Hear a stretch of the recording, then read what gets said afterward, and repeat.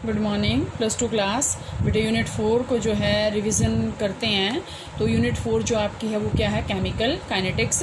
और chemical kinetics जो है यहाँ पे आपके पास क्या है, इस यूनिट के अंदर आपके पास ये जो टॉपिक्स हैं ये आपके डिलीट हो चुके हैं। कोलिजन थ्योरी, इसका सिर्फ एलिमेंट्री आइडिया, कोलिजन थ्योरी का जो एलिमेंट्री आइडिया है ना वो आपका यहाँ पे डिलीट हो चुका है। जो इसका मैथमेटिकल डेरिवेशन है वो आपका एज इट इज़ है। एक्टिवेशन एनर्जी आपकी यहाँ से, ठीक है, और अरेनियस इक्वेशन यहाँ से, ये तीनों टॉपिक आपके कट ऑफ हो चुके हैं। अब जैसे जो भी यूनिट मैं करवाती हूँ उससे पहले जैसे मैं आपको हर रोज़ ये बताती हूँ कि आपका ये चैप्टर यहाँ से कट ऑफ हो चुका है, तो वो टॉपिक आपको नहीं करने। तो इसका मतलब सबसे पहले बेटा देखो जो मेन है वो तो नहीं कटा है, तो हम इसको स्टार्ट करते हैं केमिकल काइनेटिक्स को। तो सबसे पहले आपके पास क्या होता है बेटा, सबसे पहले आपके पास आएगा रेट ऑफ रिएक्शन निकालना, ठीक है, रेट ऑफ रिएक्शन।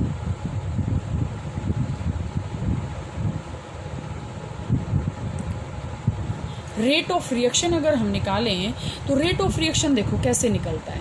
अब जैसे हमने ले लिया कोई भी रिएक्टेंट ले लिया और वो जो है प्रोडक्ट के अंदर A + B gives you C + D, ये आपके पास कोई भी रिएक्शन है, इसका जो है हमें रेट ला या फिर जो है रेट ऑफ रिएक्शन निकालना है, या फिर हमें जो इसका क्या करना है, इसके लिए हमें रेट ला जो आपके मैंने करवा रखे हैं तो वो अगर हम यहाँ से करें तो सबसे पहले देखो बेटा रेट ऑफ रिएक्शन आपके पास होता क्या है, इसको हम डिफाइन करते हैं कि रेट ऑफ रिएक्शन आपके पास होता क्या है। तो रेट ऑफ रिएक्शन आपके पास क्या है, change in concentration of any one of the reactant और product is called rate of with respect to the temperature, ठीक है, with respect to the temperature. So rate of reaction may be defined as the change in the concentration of any one of the reactant और product, या तो reactant के concentration में change हो या फिर प्रोडक्ट के कंसंट्रेशन में चेंज हो, तो उसको हम क्या बोलेंगे, रेट। रेट का मतलब क्या होता है कि वो रिएक्शन किस स्पीड में हो रही है, किस रेट पे हो रही है, ठीक है। तो यहाँ से आपके पास क्या आएगा, अब ध्यान से देखो, जब हम इसका रेट ऑफ रिएक्शन निकालेंगे तो यहाँ से आपके पास क्या आएगा। अब देखो जैसे मैंने एग्जांपल ले लिया यहाँ से N2O5, ठीक है, हमने N2O5 ले लिया और N2O5 जो है यहाँ पे गैसेस फॉर्म में था और ये जो है डिकम्पोजिशन रिएक्शन के अंदर जाके, मैं साथ साथ बैलेंस कर रही हूँ, 4NO2 और जो है ऑक्सीजन जो है यहाँ पे गैसियस फॉर्म में चेंज हो रहा है। अब ध्यान से देखो, अगर हमें इसका रेट ऑफ रिएक्शन निकालना हो, रेट ऑफ रिएक्शन, तो रेट ऑफ रिएक्शन मैंने आपको अभी बताया था कि change in concentration any of the reactant और प्रोडक्ट, या तो कंसंट्रेशन रिएक्टेंट की चेंज हो या फिर प्रोडक्ट की हो, तो हम उसको बोलेंगे रेट ऑफ रिएक्शन। तो देखो अब जब से देखो यहाँ से N2O5 से NO2 और O2 कैसे बने हैं, जब ये यहाँ से कंसंट्रेशन कम हुई है और यहाँ से इसकी कंसंट्रेशन यहाँ पे पहुँच गई, तो इसका मतलब क्या है, ये आपके पास क्या है, रिएक्टेंट, और ये आपके पास क्या है, प्रोडक्ट। तो यहाँ से देखो बेटा आपके ये भी पता है कि there are 2 types of reaction, one is reversible and second one is the irreversible. कि अगर रिवर्सिबल और रिवर्सिबल है तो उसमें तो देखो थोड़ा सा अलग कंसेप्ट है, ये तो आपको ही पता है, लेकिन अगर ये रिएक्शन एक ही साइड में जा रही है तो ये रिएक्टेंट, ये प्रोडक्ट है। एक टाइम पे जब अगर हम इसकी कंसंट्रेशन बढ़ा रहे हैं तो ऑब्वियस सी बात है इसकी कंसंट्रेशन क्या होगी, यहाँ से डिक्रीज होगी। तो डिक्रीज होएगी तो देखो अगर हम N2O5 का रेट ऑफ फॉर्मेशन करें या फिर rate of formation of O2 अगर हम करते हैं, देखो rate of formation of O2 की फॉर्मेशन का हमें रेट निकालना है, कैसे आएगा, delta O2 over delta T। और अगर हमें N2O5 का कंपोजिशन का रेट निकालना है तो हम कैसे निकालेंगे, डेल्टा माइनस, ये मैंने आपको स्टार्टिंग में भी बताया था, N2O5 ओवर डेल्टा T, यही करेंगे हम, N2O5 ओवर डेल्टा T, क्योंकि ये क्या आपके पास रिएक्टेंट है और ये क्या है आपके पास, इसकी कंसंट्रेशन जो है जब कम होएगी तभी तो प्रोडक्ट बनेगा। अगर रिएक्टेंट की कंसंट्रेशन एज इट इज़ है, जैसे हमने यहाँ पे 0 टाइम पे देखा, इसकी कंसंट्रेशन क्या थी, C थी, इसकी कंसंट्रेशन क्या थी, 0 थी। आफ्टर टाइम t इसकी C माइनस अल्फ़ा होगी, तो इसकी भी क्या होएगी, इसकी अल्फ़ा होएगी, मतलब यहाँ से अल्फ़ा घटा है तो यहाँ पे जाके वो ऐड हो गया। तो अगर इसकी घटेगी तभी इसकी बढ़ेगी, ठीक है। इसके बाद आपके पास और क्या आएगा, इसमें मेन आपके पास यही था कि रेट ऑफ रिएक्शन हम जो है कैसे निकालते हैं। तो रेट ऑफ रिएक्शन निकालने का आपके पास ये फॉर्मूला है, कोई ये नहीं है कि हम इसी के लिए निकालेंगे या फिर हम इसमें हम नहीं करेंगे। जैसे मैं आपके पास एक एग्जांपल और लेती हूँ, फॉर्मेशन ऑफ अमोनिया करते हैं। N2 प्लस कैसे होता है, 3H2 गिव्स यू 2NH3। अब इससे उल्टा हो गया ना ये, उसमें एक रिएक्टेंट था, 2 प्रोडक्ट थे, यहाँ पे 2 रिएक्टेंट है, एक प्रोडक्ट है। तो यहाँ से देखो, अगर हम N2 का निकालें तो N2 का टोटल रेट ऑफ रिएक्शन अगर हम निकालने लग जाएं, रेट ऑफ रिएक्शन, अगर हम इसका निकालें रेट ऑफ रिएक्शन, तो रेट ऑफ रिएक्शन कैसे निकलेगा, यहाँ से देखो, minus delta N2 over delta T is equal to minus करेंगे ना delta H2 over delta T। ये और मैंने आपको बताया था, जो उसकी यहाँ पे स्टोकियोमेट्रिक कोफिशिएंट है उसको हम क्या कर देते हैं 1/3 इज इक्वल टू क्या आएगा 1/2 delta NH3 over delta T, यही आएगा। अब हमने N2 और H2 के आगे माइनस क्यों लगाया, क्योंकि ये क्या थे आपके पास रिएक्टेंट, और रिएक्टेंट की जब कंसंट्रेशन कम होएगी तभी प्रोडक्ट की पॉजिटिव में आएगी, ठीक है। तो यहाँ से आपके पास क्या है, ये कंप्लीट है। इसके बाद आपके पास आता है बेटा instantaneous rate of reaction. Instantaneous, ये जैसे मैंने आपको पहले भी बता रखा है, इंस्टेंटेनियस रेट ऑफ रिएक्शन हम कैसे निकालेंगे। इंस्टेंटेनियस रेट ऑफ रिएक्शन का देखो, अगर हम किसी गिवन इंस्टेंट ऑफ टाइम पे अगर हम इसको निकालते हैं, इंस्टेंट का मतलब क्या है, given time,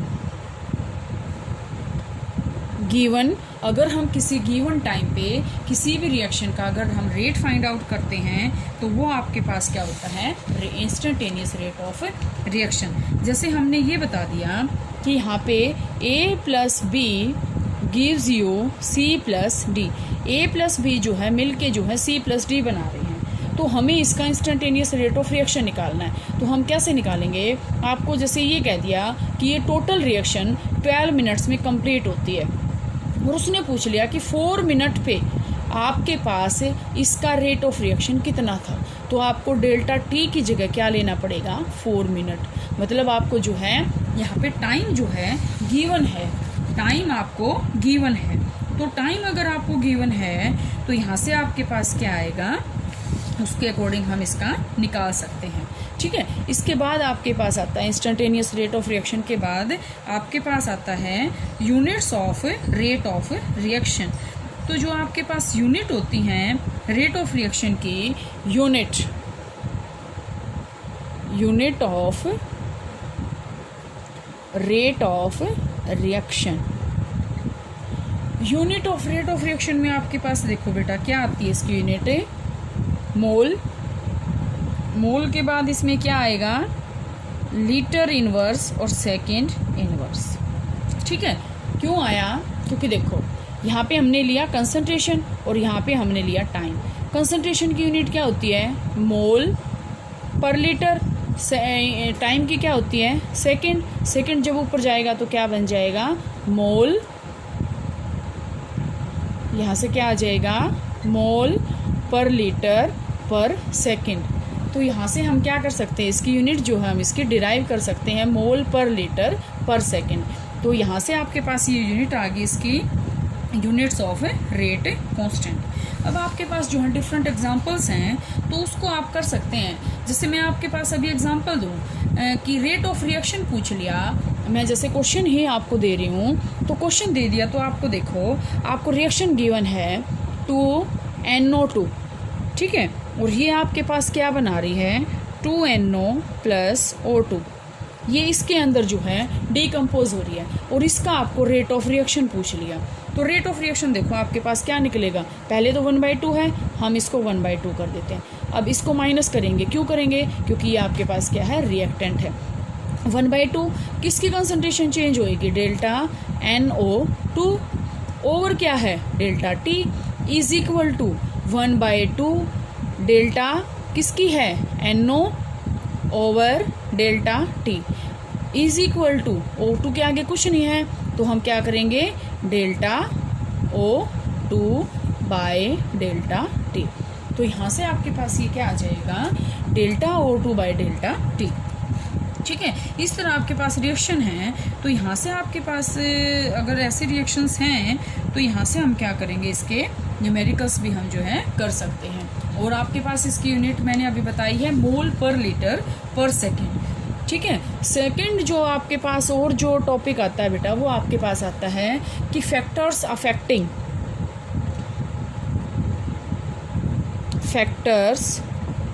affecting rate of reaction, कि कौन कौन से जो फैक्टर होते हैं कि रेट ऑफ रिएक्शन को जो है क्या करते हैं, अफेक्ट करते हैं। तो सबसे पहले तो बेटा आपके पास अगर हम लिखें तो सबसे पहला जो फैक्टर होता है वो आपके पास होता है concentration of reactant. Concentration of reactants, मैं 1 बाय 1 सभी को बताऊंगी, एक बार लिख लेते हैं। Concentration of reactants. सेकंड क्या है, नेचर ऑफ रिएक्टेंट्स। ठीक है, थर्ड पॉइंट है temperature of the system. Temperature of the system, कि जिस सिस्टम के अंदर आप रिएक्शन कर रहे हो उसका टेम्परेचर जो है वो क्या है। फोर्थ पॉइंट आपके पास आता है presence of catalyst. Presence of catalyst. ठीक है, फिफ्थ पॉइंट आपके पास है, मीन्स फिफ्थ फैक्टर आपके पास है सरफेस एरिया। सरफेस केमिस्ट्री आप कर चुके हो तो आपको ये पॉइंट अच्छे से समझ में आ जाएगा, सरफेस एरिया ऑफ रिएक्टेंट्स। ठीक है, और लास्ट जो है ये इतना मेजर इफेक्टिव नहीं होता, presence of radiations. Presence of radiations, कि जो रेडिएशंस हैं उनकी प्रेजेंस क्या है। तो बेटा देखो 1 बाय 1 अगर हम इसको डिस्कस करें तो कंसंट्रेशन ऑफ रिएक्टेंट क्या करता है, इंक्रीज अगर हमें रेट ऑफ रिएक्शन करना है तो हमें क्या करना पड़ेगा, रिएक्टेंट या फिर सभी की जो है कंसंट्रेशन को हमें क्या करना पड़ेगा, इंक्रीज करना पड़ेगा। देखो अगर हमें कंसंट्रेशन ऑफ रिएक्टेंट अगर हम बढ़ाएंगे, कंसंट्रेशन ऑफ रिएक्टेंट, देखो रेट ऑफ रिएक्शन कैसे डिपेंड करता है, रेट ऑफ रिएक्शन जो है कंसंट्रेशन के ऊपर डिपेंड करता है। कि अगर हमें कंसंट्रेशन के मतलब यहाँ पे अगर हम बढ़ाएंगे इसकी रिएक्टेंट की, तो जो आपके पास है रेट ऑफ रिएक्शन भी क्या हो जाएगा, इंक्रीज हो जाएगा। इसके बाद आपके पास आता है नेचर। नेचर में आपके पास क्या होएगा कि नेचर जो है ना रिएक्टेंट्स का, वो बहुत अच्छा रोल प्ले करता है इसमें रेट ऑफ रिएक्शन में। ठीक है, जैसे हम एग्जांपल लेते हैं, हमने करना है ऑक्सीडेशन ऑफ नाइट्रिक ऑक्साइड। हमें ऑक्सीडेशन करना है नाइट्रिक ऑक्साइड का और कार्बन मोनोऑक्साइड का एयर के द्वारा। ठीक है, अब जैसे मैं इस पॉइंट्स को अगर यहाँ से मिटा दूँ तो यहाँ से मैं एक बार आपको बता रही हूँ, नेचर पे है। जैसे हमें क्या करना है, NO का और O2 का हमें क्या करना है, ऑक्सीडेशन करना है। ठीक है, पहले ये किस में चेंज होएगा, NO2 गैस में चेंज होएगा। ठीक है, अगर हम इसको बैलेंस करें तो यहाँ से आपके पास क्या आ जाएगा, ये इस फॉर्म में आ जाएगा। ठीक है, फिर हम क्या करेंगे, CO कार्बन मोनोऑक्साइड का, फिर हमें क्या करना, ऑक्सीडेशन, तो ये आपके पास क्या आएगा, CO2 गैसियस फॉर्म में। अब आपके पास बात आती है कि ये फिर डिफरेंस क्या है। तो यहाँ से आपके पास क्या आएगा कि जो आपके पास ये रिएक्शन है ना, ये बहुत ही फास्ट रिएक्शन है। फास्ट क्यों है, क्योंकि नाइट्रिक ऑक्साइड का जो ऑक्सीडेशन होता है वो बहुत ही फास्ट है। अब जैसे हमने तो ये इसका भी ऑक्सीडेशन किया है, इसका भी ऑक्सीडेशन किया, लेकिन ये फास्ट रिएक्शन है और ये आपके पास क्या है, स्लो रिएक्शन है। तो इसका मतलब ये रिएक्शन फास्ट क्यों है, क्योंकि ये आपके पास क्या है, नेचर ऑफ रिएक्टेंट के ऊपर डिपेंड है। ये इसको बहुत ही अच्छा इफेक्ट इसके ऊपर डालती है। और थर्ड पॉइंट आपके पास क्या था बेटा, टेम्परेचर। कि टेम्परेचर आपके पास क्या होता है, एक मार्क्ड इफेक्ट होता है। मार्क्ड का मतलब क्या है कि हाँ हम उसको नोट कर सकते हैं। तो यहाँ से आपके पास क्या होएगा कि रेट ऑफ रिएक्शन जो होता है ना, राइज करता है विद इंक्रीज इन टेम्परेचर। क्यों है, क्योंकि 10 केल्विन टेम्परेचर पर जो है, अगर हम 10 केल्विन टेम्परेचर करते हैं तो रेट ऑफ रिएक्शन जो है वो डबल हो जाता है। ये आपको मैंने पहले बताया था कि every 10 kelvin temperature rise of the reaction will double the rate of reaction. कि 10 केल्विन टेम्परेचर जब हम बढ़ाएंगे तो उसका जो रेट ऑफ रिएक्शन है वो क्या हो जाएगा, डबल हो जाएगा। प्रेजेंस ऑफ कैटलिस्ट, ये तो सबको ही पता है कि प्रेजेंस ऑफ कैटलिस्ट का यहाँ पे क्या आएगा कि कैटलिस्ट आपके पास क्या होते हैं, जैसे देखो वैसे तो आपके पास क्या होते हैं कैटलिस्ट, तो मेनली जो आपके पास क्या होते हैं, आपके पास कैटलिस्ट क्या करते हैं, रेट ऑफ रिएक्शन को इंक्रीज करते हैं, मोस्टली इंक्रीज करते हैं। बट इनहिबिटर जो होते हैं ना, वो आपके पास ऐसे भी होते हैं कई बार कि वो रेट ऑफ रिएक्शन को डिक्रीज भी कर देते हैं। ठीक है, तो इनहिबिटर क्या है यहाँ पे हम नहीं पढ़ेंगे, लेकिन यहाँ पे मोस्टली जो कैटलिस्ट की प्रेजेंस में होएगा वो रिएक्शन क्या होगी, स्पीड से में ज़्यादा हो जाएगी, उसकी एक्टिवेशन एनर्जी को वो क्या कर देता है, लोअर कर देता है, इसीलिए उसका रेट ऑफ रिएक्शन क्या हो जाता है, इंक्रीज होता है। इसके बाद आपके पास आता है सरफेस एरिया। सरफेस एरिया में हम जो है क्या करेंगे, सरफेस एरिया। सरफेस एरिया देखो, अगर हम रेट ऑफ रिएक्शन में सरफेस एरिया करेंगे, जितना सरफेस एरिया ज़्यादा होएगा, सरफेस एरिया ज़्यादा, उतना ही रेट ऑफ रिएक्शन भी क्या होएगा, ज़्यादा होएगा। ठीक है, मतलब डायरेक्टली प्रोपोर्शनल हो उसके। ठीक है, रेडिएशंस का क्या है, रेडिएशंस मतलब यहाँ पे हम देखते हैं तो रेडिएशंस का मतलब यहाँ पे आपके पास है जो आपके पास लाइट में जो एनर्जी लाइट में जो रिएक्शंस होती हैं। ठीक है, जो आपके पास लाइट में रिएक्शंस होती हैं उसको हम क्या बोलते हैं, रेडिएशंस। मतलब जैसे आपके पास 10th क्लास में भी ये क्वेश्चन आता है कि सिल्वर ब्रोमाइड को अगर हम लाइट के प्रेजेंस में रखते हैं तो वो जो है उसका डिकम्पोजिशन हो जाता है, तो वो सिर्फ रेडिएशंस की वजह से। तो यहाँ से आपके पास क्या आएगा कि रेडिएशंस जो होती हैं बहुत ही अच्छा इफेक्ट डालती हैं। लेकिन अच्छा का मतलब ये है कि बहुत सारी रिएक्शंस नहीं है कि जो रेडिएशंस की प्रेजेंस में होती हैं, बहुत कम रिएक्शंस हैं जो लाइट की प्रेजेंस में फॉर्म होती हैं या फिर अपना प्रोसीजर करती हैं। ठीक है, तो यहाँ तक बेटा आप इसको कर लो, नेक्स्ट को कंटिन्यू फिर करेंगे। Rate constant, order of reaction ये कल करेंगे।